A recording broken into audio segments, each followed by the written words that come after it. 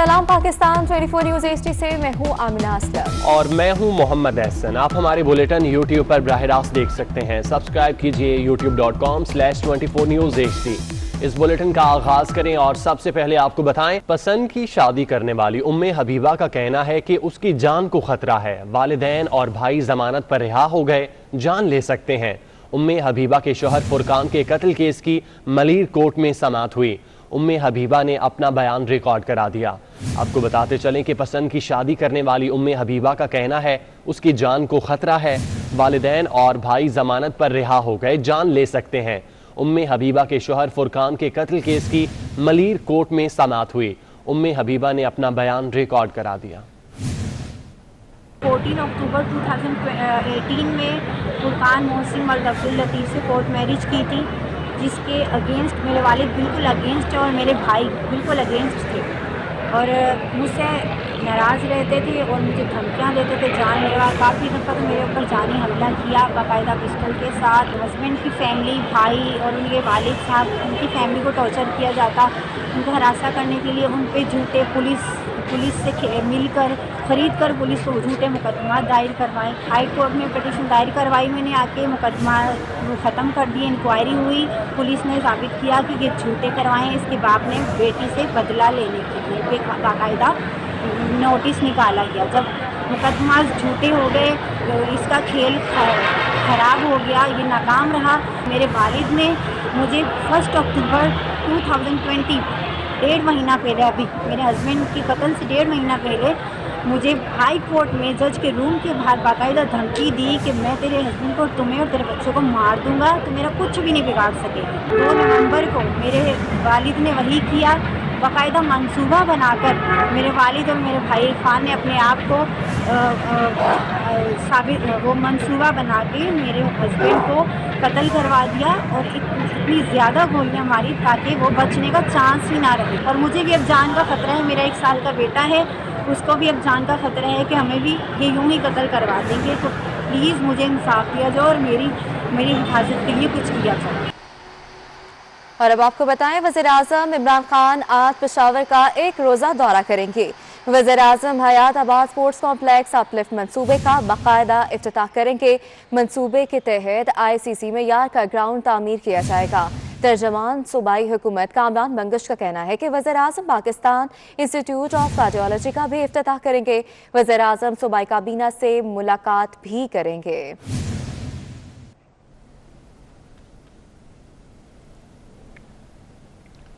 Taliban political commission का वफ्द आज 3 रोज़ा दौरे पर पाकिस्तान पहुंचेगा। मुल्ला अब्दुल गनी बरादर की सरबराही में वफ्द 18 दिसंबर तक पाकिस्तान में क़याम करेगा। वफ्द वज़ीर आज़म इमरान खान और वज़ीर ख़ारजा से मुलाकातें भी करेगा। इसी पर बात करते हैं, ज़ीशान भट्टी हमारे साथ मौजूद हैं। ज़ीशान, बताइएगा वफ्द की क्या मसरूफियात होंगी? जी बिल्कुल, देखिए मुल्ला अब्दुल गनी बरादर की सरबराही में तालिबान पॉलिटिकल कमीशन का ये वफ्द आज पहुंच रहा है और 18 दिसंबर तक पाकिस्तान में क़याम करेगा। वज़ीर आज़म इमरान खान और वज़ीर ख़ारजा शाह महमूद कुरैशी जिससे मुलाकातें भी की जाएंगी। इससे पहले ये वफ्द आखिरी बार अगस्त 2020 में इसी साल पाकिस्तान आया था और शाह महमूद कुरैशी से मुज़ाकरात हुए थे दफ्तर हाजा में। जबकि तालिबान पॉलिटिकल कमीशन के वफ्द का दौरा पाकिस्तान की अफगान अमल जो है पॉलिसी का एक हिस्सा है। पाकिस्तान जो अपना किरदार अदा कर रहा है अफगानिस्तान में अमन के हवाले से, उसी की ये एक कड़ी है। जबकि तर्जुमान दफ्तर हाजा का ये कहना है कि पाकिस्तान अफगानिस्तान और खित्ते में पायदार अमन, इस्तेहकाम और खुशहाली के लिए अपने जामे सियासी तस्वीर की जामयात करता रहेगा और ये जो वफ्द 3 रोज पाकिस्तान में क़याम करेगा और सियासी हुकाम से मुलाकातें करेगा। जी ठीक है ज़ीशान, बहुत शुक्रिया आपका।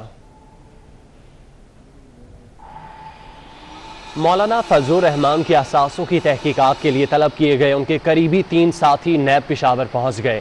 अजमत अली शाह से तफसीलात जानते हैं। अजमत, बताइएगा। जी बिल्कुल, JTY के सरबराह मौलाना फजलुर रहमान के असासों की तहकीकात के लिए तलब किए जाने वाले 3 करीबी साथी नैब पेशावर जो है वो पहुंच गए हैं। इनमें अब्दुर्रऊफ, जलालुद्दीन और दीन मोहम्मद शामिल हैं। नैब ने 5 अफराद को तलब किया था, जिनमें से 3 पहुंच गए हैं, जबकि 2 अभी पहुंचना बाकी हैं और उनके अफराद के बयानात जो हैं वो आज कलमबंद किए जाएंगे। बयानात आज कलमबंद किए जाएंगे। अजमत, बहुत शुक्रिया आपका।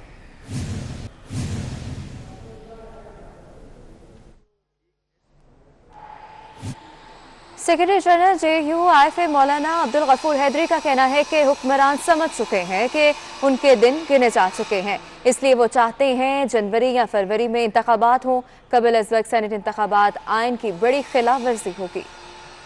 सेनेट के इंतखाबात का ताल्लुक है कबल अज़ वक्त, तो इंशाअल्लाह रज़ीम हम भी कमर बस्ता है और हमारी पूरी कोशिश होगी कि सेनेट के इंतखाबात अपने आईनी मुद्दत के अंदर होनी चाहिए। कबल अज़ वक्त सेनेट के इंतखाबात करवाना चाहते हैं, जबकि सेनेट के इंतखाबात मार्च में होने जा रहे हैं आईनी तौर पर। हुक्मरान चूंकि समझते हैं कि हमारी जिंदगी के दिन गिने जा चुके हैं, इसलिए उनकी कोशिश है कि सेनेट के इंतखाबात फरवरी में करवाए जाए या जनवरी में करवाए जाए। लेकिन मैं समझता हूं कि ये बहुत बड़ी आइन की खिलाफ वर्जी होगी और हमने भी अपने वकला का एक पैनल तश्कील दिया है और इसकी तमाम कानूनी पहलू को सामने रखकर राय मुतय्यन करेंगे। लेकिन इससे पूरी कौम अंदाज़ा लगा सकती है कि कप्तान साहब के अवसान खता हो गए हैं। बराह रास्त लाहौर लिए चलते हैं। तर्जुमान मुस्लिम लीग नून मरियम औरंगजेब मीडिया से गुफ्तगू कर रही हैं। उनकी मेडिकल रिपोर्ट, उनके मेडिकल टेस्ट की पहले इमरान साहब के पास जाती है। इमरान साहब फैसला करते हैं कि शहबाज शरीफ को उनकी मेडिकल टेस्ट की रिपोर्ट देनी है कि नहीं देनी, कब देनी है। महीने की ताखीर के बाद कोर्ट के ऑर्डर के ऊपर उनको उनकी रिपोर्ट दी गई और उस रिपोर्ट में जो वैल्यूज आई हैं वो इस बात का सबूत है कि शहबाज शरीफ को जानबूझकर उनकी सेहत को नुकसान पहुंचाया जा रहा है। उस मेडिकल रिपोर्ट्स में उनका एड्रीनल ग्लैंड और उनकी जो बाकी वैल्यूज हैं वो खराब आई, जानबूझकर उसको डिले किया गया, उनके इलाज में ताखीर की गई, उनको रिपोर्ट देने में 1 महीने की ताखीर की गई। ये सब कुछ इमरान साहब के हुक्म के ऊपर हुआ और अब हमने दरख्वास्त दी हुई है इस फाशिस्ट हुकूमत को जिन्होंने सफाकियत की और छोटी जहनियत और छोटी हरकतों की मिसाल कायम की है। हमने इनको एक दरख्वास्त दी है कि फौरी तौर पर इस मेडिकल रिपोर्ट के रिजल्ट में एक मेडिकल बोर्ड तश्कील दिया जाए जो उनके डॉक्टर्स के ऊपर मुश्तमिल हो। लेकिन ये जानबूझकर मेडिकल बोर्ड तश्कील नहीं दे रहे। जो medical report, medical test government के हॉस्पिटल में हुआ, गवर्नमेंट की रिपोर्ट है, जो रिपोर्ट ठीक नहीं आई वो जानबूझकर नहीं दी जा रही। और वो क्यों ऐसा किया जा रहा है? शहबाज शरीफ को क्यों गिरफ्तार किया गया? शहबाज शरीफ को इमरान साहब के हुक्म पर इसलिए गिरफ्तार किया गया क्योंकि शहबाज शरीफ 27 अरब की 26 अरब 27 अरब की मेट्रो बनाता है और पेशावर में 126 अरब की मेट्रो बनती है। मुल्क के अंदर जो चलती भी धक्के से है, चलती भी नहीं है क्योंकि धक्के की हुकूमत और धक्के की मेट्रो नहीं चल सकती। उसके दूसरी तरफ 126 अरब का BRT पेशावर में डाका, 250 अरब का आटे की मद में डाका, आटे को मार्केट से गायब करते हैं, बहरान डालते हैं। ये हुकूमत नहीं, ये माफिया है। उसके बाद 35 रुपए किलो आटा 90 रुपए किलो आटे में बिकता है। चीनी में 550 अरब का डाका, चीनी को गायब करते हैं, बहरान डालते हैं, उसके बाद इंपोर्ट करते हैं, उस पर सब्सिडी देते हैं। 550 अरब का डाका, 52 रुपए की चीनी 120 रुपए किलो में बेचते हैं। LNG के अंदर खरीदारी में, सिर्फ खरीदारी में 122 अरब का डाका। वो LNG जो $4 पे इनको मिल रही थी, वो LNG $16 पे खरीदी जा रही है। 122 अरब का डाका LNG की मद के अंदर सिर्फ खरीदारी में, और उसके अलावा उसका बहरान पैदा करते हैं। $4 की बजाय $16 में खरीदते हैं क्योंकि लाडला वजीर जो कि ATM है इमरान साहब का, वो अपने वजीर के जो पावर प्लांट्स हैं वो डीजल और फर्नेस ऑयल पर चलते हैं। तो मैं आपके तवज्जुद से बताना चाहती हूं कि इस वक्त LNG 122 अरब का डाका सिर्फ खरीदारी में $4 से बढ़ाकर $16 में जानबूझकर LNG को खरीदा जा रहा है, फिर उसको फर्नेस ऑयल और डीजल पर चलाया जा रहा है, क्योंकि नदीम बाबर साहब के पावर प्लांट्स जो हैं वो फर्नेस ऑयल और डीजल पर चलते हैं। उसकी मद में 20 अरब महाना सरकारी खजाने को नुकसान और आवाम की जेब पर डाका है और गैस नहीं मिल रही। खरीदारी में डाका मैं दोबारा बता दूं, और 20 अरब का महाना जो डीजल और फर्नेस ऑयल पर नदीम बाबर साहब के पावर प्लांट्स जो हैं जो बिजली पैदा कर रहे हैं, LNG को ताखीर की गई, बहरान पैदा किया गया। ब्रेक के बाद आपको बताएं, सेनेट इंतखाबात शो ऑफ हैंड से करवाने का मामला, वफाकी हुकूमत हफ्ते को सुप्रीम कोर्ट में रेफरेंस दायर करेगी। रेफरेंस में सुप्रीम कोर्ट से सेनेट इंतखाबात शो ऑफ हैंड से कराने की इस्तदा की जाएगी। सिंध लोकल गवर्नमेंट इंतखाबात से मुतालिक मुख्तसर फैसले की बुनियाद पर सुप्रीम कोर्ट से राय तलब की जाएगी। आपको बताते चलें कि सेनेट इंतखाबात शो ऑफ हैंड से कराने का ये मामला है। तफसीलात जान लेते हैं, इमानत गशकोरी हमारे साथ मौजूद हैं। जी इमानत, बताइएगा। इमानत, आप हमें सुन पा रहे हैं तो तफसीलात से आगाह कीजिएगा। का जो है वो फैसला किया गया था और जो रेफरेंस जो है वो हफ्ते के रोज सुप्रीम कोर्ट में दायर किया जाएगा। अटॉर्नी जनरल की जानिब से गुज़िश्ता रोज हुकूमत को ये तजवीज़ दी गई थी कि सेनेट इंतखाबात जो है वो शो ऑफ हैंड से कराने के लिए सुप्रीम कोर्ट से राय तलब की जाए। तो सुप्रीम कोर्ट से ये इस्तदा की जाएगी कि सिंध लोकल गवर्नमेंट के हवाले से जो सुप्रीम कोर्ट का मुख्तसर फैसला है उसकी बुनियाद पर कि सेनेट इंतखाबात जो हैं वो शो ऑफ हैंड से कराए जाए। ताहम कानूनी माहिरीन से हमारी बात हुई है, उनका ये कहना है कि हुकूमत को रिलीफ मिलने की तवक्को जो है बहुत कम है, क्योंकि अगर हुकूमत शो ऑफ हैंड से सेनेट इंतखाबात कराना चाहती है तो उन्हें इलेक्शन एक्ट जो है उसमें और इसके अलावा जो आर्टिकल 226 है आइन का उसमें भी तरमीम करना पड़ेगी, जो कि बहुत पेचीदा काम है। तो ये सुप्रीम कोर्ट में रेफरेंस जो है हुकूमत ने हफ्ते के रोज दायर करने का फैसला किया और हफ्ते के रोज ये रेफरेंस दायर किया जाएगा। हफ्ते के रोज रेफरेंस दायर किया जाएगा। इमानत, बहुत शुक्रिया आपका। शादी की तकरीब के दौरान फायरिंग से नौजवान की हलाकत। SSP ईस्ट ने पुलिस मोबाइल के इंचार्ज समेत 4 अहलकार मुअत्तल कर दिए। पुलिस मोबाइल वाक़ये की CCTV फुटेज में भी देखी जा सकती थी। दानियाल सैयद से तफसीलात जानते हैं। दानियाल, बताइएगा इस हवाले से। देखिए एहसन, 12 दिसंबर को ये वाक़या पेश आया था कराची के इलाके PIB कॉलोनी में, जहां पर शादी की तकरीब के दौरान बारातियों ने फायरिंग की थी, जिससे इलाका मकीन एक नौजवान था गुलाम मुस्तफ़ा मोहम्मद मुस्तफ़ा, वो जाँ बहक हो गया था। इस वाक़ये में जो फुटेज सामने आई तो उसमें देखा गया था कि पुलिस एहलकारों की मौजूदगी में, मोबाइल की मौजूदगी में नौजवान हवाई फायरिंग करते रहे और ये वीडियो वायरल होने के बाद SSP ईस्ट ने फुटेज में नजर आने वाली पुलिस मोबाइल के इंचार्ज समेत 4 एहलकार हैं जिन्हें मुअत्तल कर दिया गया है। गफलत बरतने, कोताही करने पर इन चारों एहलकारों को बरतरफ किया है और इन्हें गार्डन जो है भेज दिया गया है। SSP ईस्ट का कहना है कि इस वाक़ये की मजीद इंक्वायरी भी की जा रही है और जो एहलकार जिन्हें बरतरफ किया गया है उनमें ASI Faizan, constable Umair, constable Zeeshan और मोहम्मद मोहसिन शामिल हैं जिन्हें बरतरफ किया गया है। ठीक है, बहुत शुक्रिया दानियाल आपका।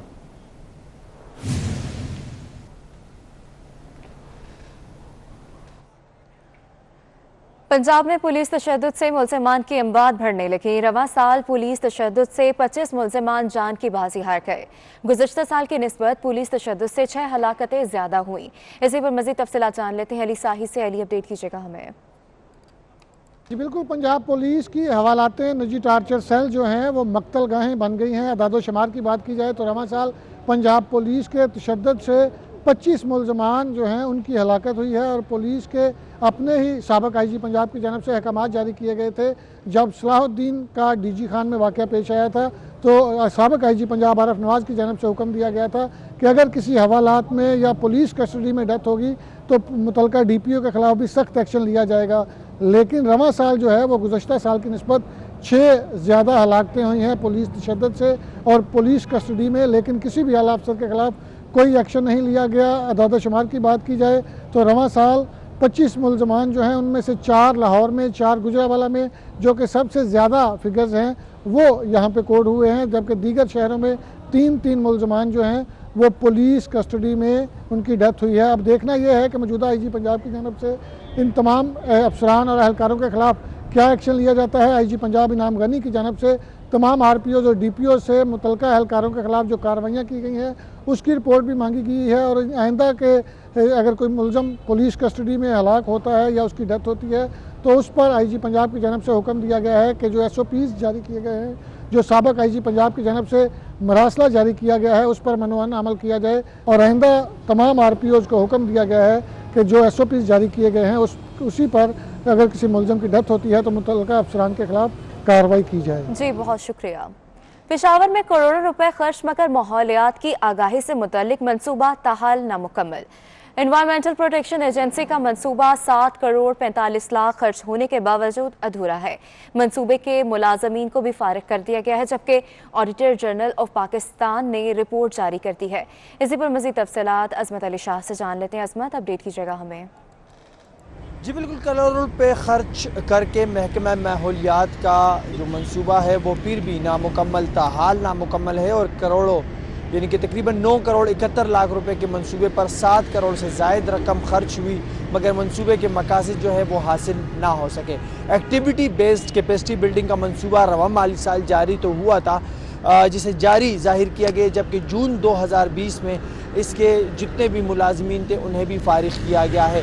एनवायरमेंटल प्रोटेक्शन एजेंसी से मुतल्लिक auditor general of Pakistan report जारी कर दी गया है, जिसके तहत प्रोजेक्ट पर 7 करोड़ 45 लाख रुपए जो है वो जून तक खर्च किए गए, जो कि सरकारी दस्तावेज़ात में इस मंसूबे को मुकम्मल जाहिर किया गया है। प्रोजेक्ट की कुल लागत 9 करोड़ 71 लाख रुपए थी और इस जून 2020 तक मुकम्मल होना था। प्रोजेक्ट के तहत वर्कशॉप कराए जाने थे, सेमिनार का इनेकाद कराया जाना था, जो तालीमी इदारे हैं वहाँ पर जाकर माहौलियाती आलूदगी के हवाले से जो थे वो अवेयरनेस प्रोग्राम्स कराने जाने थे, लेकिन ये जो मंसूबा है वो ताहाल नामुकम्मल है। 7 करोड़ से ज़ायद का खर्चा हुआ है, लेकिन अब भी ये नामुकम्मल है। जी ठीक है, बहुत शुक्रिया, आप हमें अपडेट कर रहे थे। आगे बढ़ते हुए आपको बताएं कि के इलेक्ट्रिक के पहले lead gold certified customs care centre का इफ्तिताह कर दिया गया। कस्टमर केयर सेंटर में हफ्ते के 7 रोज सर्विस फराहम की जाएगी। शराय फैसल कराची में कायम किए गए कस्टमर केयर सेंटर में ग्रीन एनवायरनमेंट शमसी तवानाई का इस्तेमाल किया गया है। सेंटर में 1 साल में 30% तवानाई की बचत होगी। के इलेक्ट्रिक के CEO मोनिस अलवी का कहना है कि यह सर्विस सेंटर मुकम्मल ग्रीन एनवायरनमेंट में बनाया गया है। के इलेक्ट्रिक बिजली की फराहमी के साथ ग्रीन एनवायरनमेंट की ज़रूरत पर जोर देता है। इस तरह के मज़ीद सर्विस सेंटर भी बनाए जाएंगे।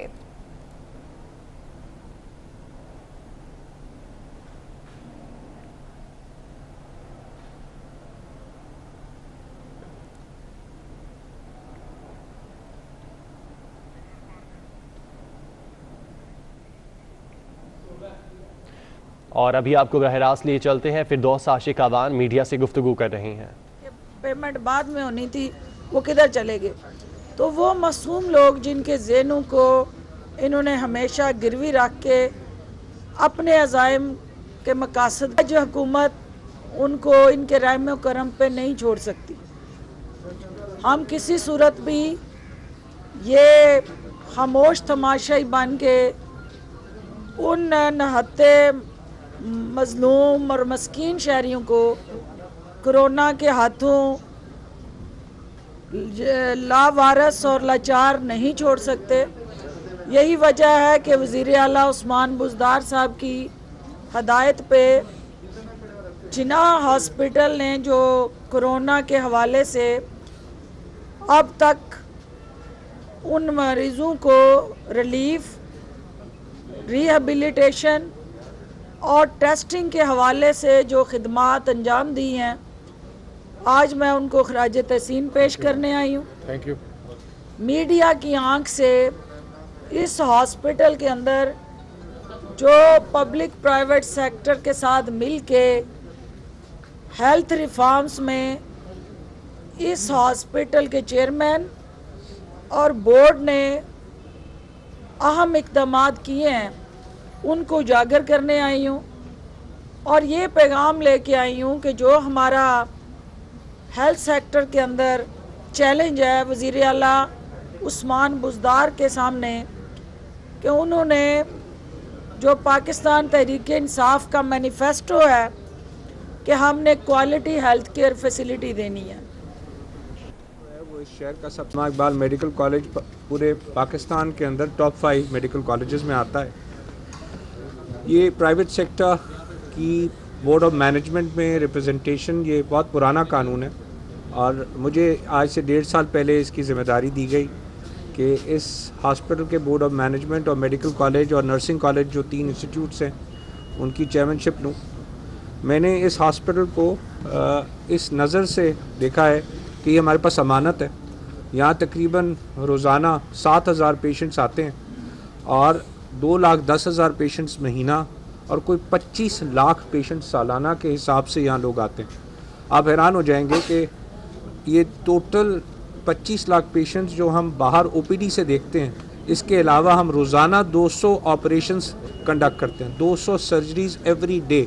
इसका मतलब है 72,000 ऑपरेशंस इस हॉस्पिटल में होते हैं, जिसके अंदर आप अगर उसका तखमीना लगाएं तो उसमें 5 से 6 न्यूरो की सर्जरीज़ हमारे पास जो कि बड़ी सेंसिटिव सर्जरीज़ है वो भी होती हैं। हमारे पास कार्डिक सर्जरीज़ भी होती हैं। हमारे पास ऑर्थोपेडिक्स के अंदर बहुत केसेस आते हैं जो कि एक्सीडेंट के हैं, जो कि तकरीबन 50 केस रोज़ाना होते हैं। यहाँ पे गायनी के अंदर जच्चा बच्चा में रोज़ाना 50 केसेस होते हैं। मतलब जो इस हॉस्पिटल का क्वांटम में मैं हैरान हूँ कि इतनी बड़ी मेडिकल सर्विस जिना हॉस्पिटल जो है वो कम्युनिटी, लाहौर की कम्युनिटी को पहुँचा रहा है। 25 लाख लोगों को ये हॉस्पिटल डील कर रहा है सालाना। इसका टोटल बजट 7 अरब रुपए, तो 7 अरब रुपए जो हुकूमत पंजाब दे रही है वो हमारे पास अमानत है। हमने पिछले साल 50 करोड़ रुपए की सेविंग करके जो हमारी मैनेजमेंट टीम है वो गवर्नमेंट को 30 जून से 30 जून में वापस किए।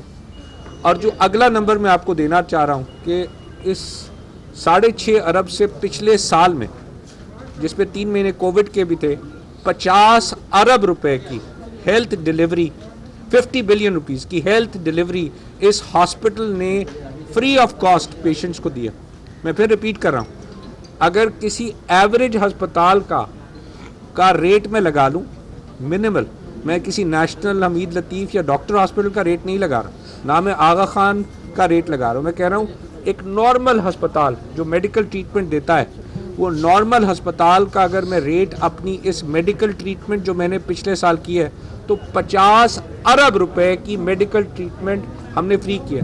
तो ये एक बहुत बड़ा किरदार है जो इस हॉस्पिटल की मेडिकल टीम दे रही है कि सिर्फ 6.5 अरब रुपए के अंदर हम 50 अरब रुपए की मेडिकल ट्रीटमेंट दे रहे हैं। यहाँ फ्रेंड्स ऑफ जिना का क्या पॉइंट ऑफ व्यू आया, हमने हुकूमत को कहा कि अगर आपको जो है वो हमारे से सपोर्ट चाहिए तो मैं कम्युनिटी के ब्याप पे हूँ। हमने इस प्रोजेक्ट में, हम बात नहीं करते, आपको दिखाएंगे इसके बाद, सबसे पहले देखा कि कैंसर का यहाँ पे जो है यूनिट है, कैंसर के यूनिट में हमारे पास 50 बेड है। कैंसर सबसे ज़्यादा मौजी बीमारी है, कोविड से कहीं ज़्यादा मौजी बीमारी है। यहाँ तो डेथ रेट 2% है, जो है कैंसर का डेथ रेट तो शायद 20% के करीब है। वहाँ पे मैं ऊपर गया तो सबसे पहले मैंने देखा कि वहाँ पे वालिदैन बच्चों के साथ जो है मौजूद हैं। एक बच्चा 22 या 23 साल का बच्चा था। उन्होंने मुझे कहा कि जनाब ये हम ईद पे, तो इस ईद पे तो ये बच्चा बिल्कुल ठीक था और उसके बाद इसको सिर्फ कह आई, हमने टेस्ट कराया तो इसको लकूमिया निकल आया और वो रो रहे थे। यहाँ पे उसका फ्री मेडिकल ट्रीटमेंट हो रहा है, फ्री दवाई है। और वो सिर्फ उन्होंने मुझे कहा कि खाना तो जिना हॉस्पिटल हमें 3 वक्त का दे रहा है, बट हमारे पास रहने की जगह और उसके पैसे नहीं। मैं उस दिन पूरी रात रोता रहा। सुबह मैं यहाँ आया, ये सामने आप देख रहे हैं यहाँ मुसाफिर खाना आज से ठीक 90 रोज़ पहले शुरू हुआ है, पहली छत पड़ गई है। मैंने अगले 90 रोज़ के अंदर ये मुसाफिर खाना जिसमें 100 लोगों के बेड्स, उसके अलावा ओपन मुसाफिर खाना में जो खाना है वो तमाम लोग जो मर्ज़ी यहाँ मौजूद हों हॉस्पिटल के ओपीडी के लिए या हॉस्पिटल के अंदर इस मुसाफिर खाना, उसके लिए सुबह 6 बजे से लेकर रात 12 बजे तक कंटिन्यूस खाना चलेगा। ये फ्रेंड्स ऑफ जिना जो है, मैं जिस कम्युनिटी की तरफ से मैं बैठा हूँ जो कि बिज़नेस कम्युनिटी है पंजाब और पाकिस्तान की, ये खाना जहाँ 20,000 मील्स भी रोज़ होंगी तो हम यहाँ पे खाना किसी वक्त रोकेंगे नहीं। सबसे बड़ा उसके बाद सेकंड स्टेप था इस हॉस्पिटल के अंदर कि मेरे पास 5,000 डॉक्टर्स हैं 5000 डॉक्टर्स, उनके लिए कहीं बैठने की भी जगह नहीं। हम इनको कहते तो हैं कि ये मसीहा है, लेकिन उनके लिए हॉस्पिटल के सिस्टम में जैसे प्लानिंग हुई तो हर चीज़ डॉक्टर्स ने और पैरामेडिकल स्टाफ ने अपनी हर चीज़ देते चले गए और डिफरेंट डिपार्टमेंट्स बनते चले गए। मैंने दोबारा रीइंस्टेट किया, एक जगह निकाली और मैं उन सब डॉक्टर्स और नर्सेज के लिए दोबारा से एक बहुत जो है वो मॉडर्न और हाईएस्ट जो है वो सर्विसेज के साथ उनके लिए कैफेटेरिया तैयार कर रहा हूँ कि 200 अगर सर्जरीज इन्होंने रोज़ करनी है, 7000 पेशेंट रोज़ देखने, तो इनके पास कम से कम इत्मीनान की जगह तो मौजूद है। वो 90 दिन के अंदर वो तैयार होने जा रहा है, उसका काम भी शुरू हो गया। सबसे बड़ी यहाँ पे जो सर्जरी मैंने देखी, तो किसी को भी जो सर्जरी आती है वो जनरल सर्जरी है।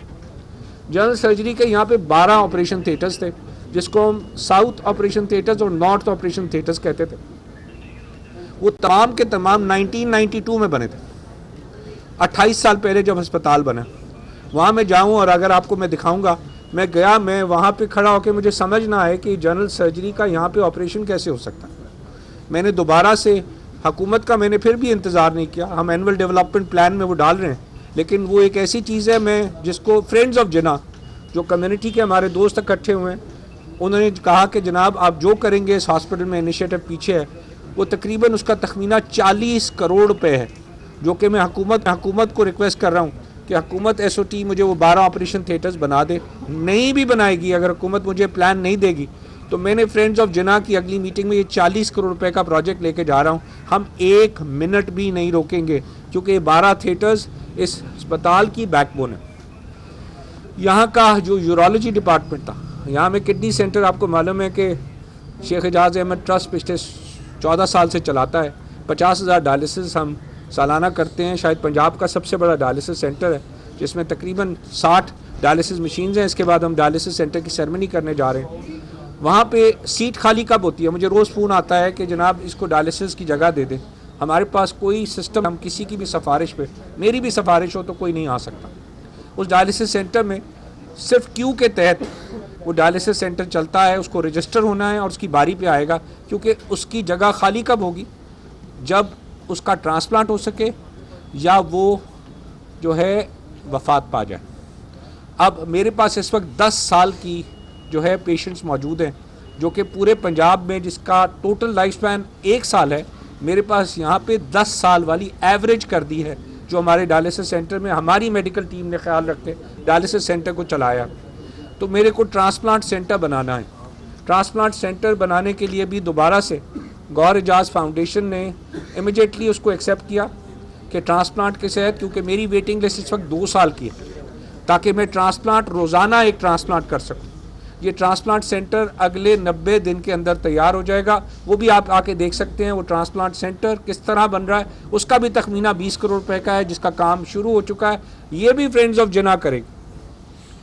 यहाँ पे हमने डायग्नोस्टिक्स को देखा। मैं आज हमारे पास जो है इंफॉर्मेशन मिनिस्टर मौजूद हैं, मैं इनकी वसातत से भी चीफ मिनिस्टर साहब को आज ये रिक्वेस्ट करूँगा कि हमारे डायग्नोस्टिक जो कि बैकबोन है, जिसमें MRI machine, CT machines, ultrasound machines, ये तमाम मशीन्स मौजूद हैं, जिसकी बेसिस पे वो 200 सर्जरीज होती हैं।